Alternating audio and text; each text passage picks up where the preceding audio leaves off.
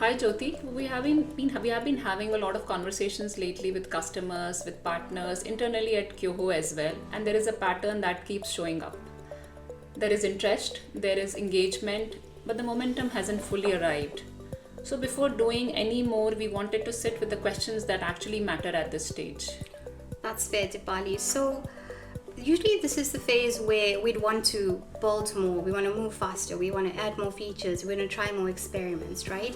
But sometimes we fail to understand that by doing all of this, we're masking or hiding what the actual problems really are. So, I've learned that this is the moment where you step back and you see that order matters more than effort does. And if you get that whole sequencing wrong, no matter or no amount of speed is going to fix that. So when you say sequencing, what are you really looking for to work first? Oh, it's just one thing, right? I'm not talking about like 10 features or no whole roadmap.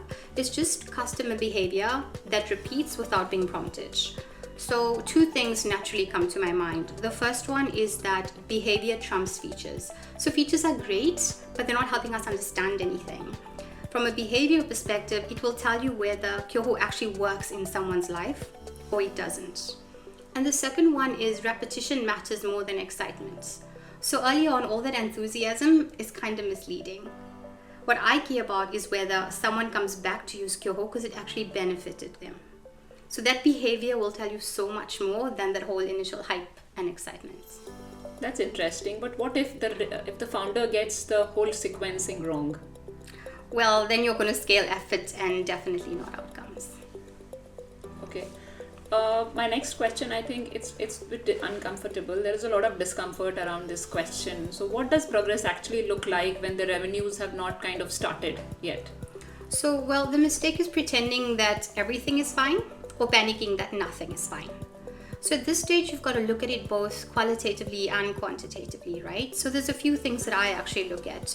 The first is the depth of our conversations. So internally, are we asking ourselves the right questions on is this the right thing for our client? Are we building this the right way? Are we looking at it in a specific way? The second one is repeat engagement. So is one person coming back deliberately?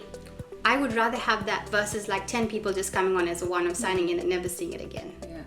And then the third element I would look at is the quality of the questions that we're being asked. If there's going to be a shift from, so what is Kyoho, to how is Kyoho helping me? What more can I do on Kyoho? So when these things start to change, the conversations, the questions, and the who comes back, then you can see that something is actually moving. Okay, awesome. So Jyoti, what are you closely watching at this stage, if may I ask that question? So it's more whether people are coming back without being prompted. Because that type of stuff or that type of behavior you can't really fake. Yeah, absolutely. Okay, my next question is more on the monetization bit. People often jump to monetization very straight. So what do you think people are really paying when they kind of booking an expertise? Well, the real value is in framing the problem properly, right? Yes, the timing matters because that same advice could be useful or useless depending on the time when it was given. At the end, people are not just buying knowledge. They're buying confidence that they're focusing on the right stuff. So it's not more about more information. Oh no, it never was. Okay. Jyoti, what has been your hardest for you personally before the kind of momentum shows up, it becomes big?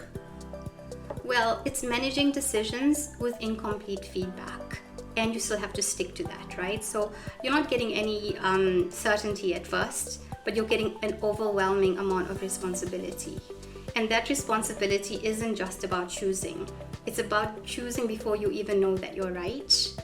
So early on, I think that belief is not reinforced by results. We can tell that now.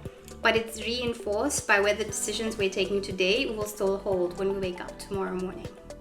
So basically, I'm not saying that we're guessing, but I'm just saying we're deciding on a lot of things before the data actually settles. And I think that one of the hardest things is knowing when patience is discipline and when it's actually avoidance, which is all dressed up as caution. And there are some moments where waiting is the right call. We know this firsthand. And there's also moments where waiting just delays the inevitable. And people don't usually like to admit that.